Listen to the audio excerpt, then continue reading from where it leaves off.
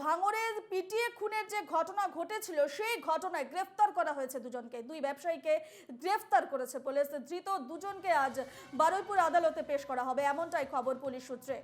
ভাঙড়ে পিটিয়ে খুনের ঘটনায় গ্রেফতার দুই ব্যবসায়ীকে গ্রেফতার করেছে পুলিশ এবং ধৃত দুজনকে আজ বারুইপুর আদালতে পেশ করা হবে, এমনটাই খবর পুলিশ সূত্রে।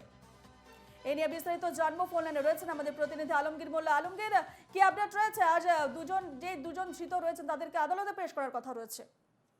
একদমই রূপা, তোমাকে জানিয়ে রাখি, ভাঙড়ের যে বাজারে যে খুনের ঘটনা, পিটিয়ে খুনের ঘটনা, আজগার মোল্লা, সেই খুনের ঘটনায় পুলিশ তদন্ত নেমে ইতিমধ্যে দুই ব্যবসায়ীকে পুলিশ গ্রেপ্তার করেছে।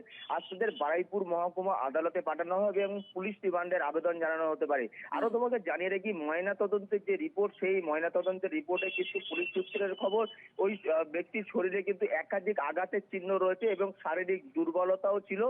তার কারণেই কিন্তু তার মৃত্যু হয়েছে, এমনটাই কিন্তু পুলিশ সূত্রে আমরা জানতে পারছি।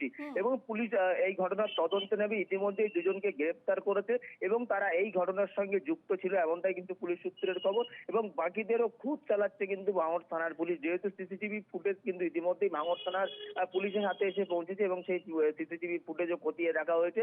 সেই সিসিটিভি ফুটেজ খতিয়ে দেখে কিন্তু দুজনকে গ্রেফতার করেছে।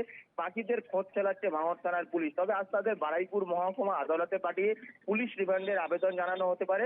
তাদেরকে জিজ্ঞাসাবাদ করা হবে পুলিশ রিমান্ডে নিয়ে, যে কি কারণে তারা মারধর করেছে বা এর পিছনে অন্য কোনো কারণ রয়েছে কিনা, পুরো বিষয়টা নিয়ে কিন্তু ভাঙড় থানার পুলিশ তদন্ত করছে। তবে ময়না তদন্তের যে রিপোর্ট, সেই ময়না তদন্তের রিপোর্টে কিন্তু পরিষ্কারভাবেই জানানো হয়েছে, যেটা পুলিশ সূত্রে জানতে পারছি, যে তার শরীরে একাধিক আঘাতের চিহ্ন রয়েছে এবং তার শারীরিক দুর্বলতাও ছিল, যার জন্যই কিন্তু তার আঘাতের কারণেই তার মৃত্যু হয়েছে, এমনটাই কিন্তু আমরা পুলিশ সূত্রে জানতে পারছি। রূপা, বেশ, এই খবরের আপডেটে আমাদের নজর থাকবে। আপাতত তোমাকে ধন্যবাদ জানাচ্ছি আলমগীর।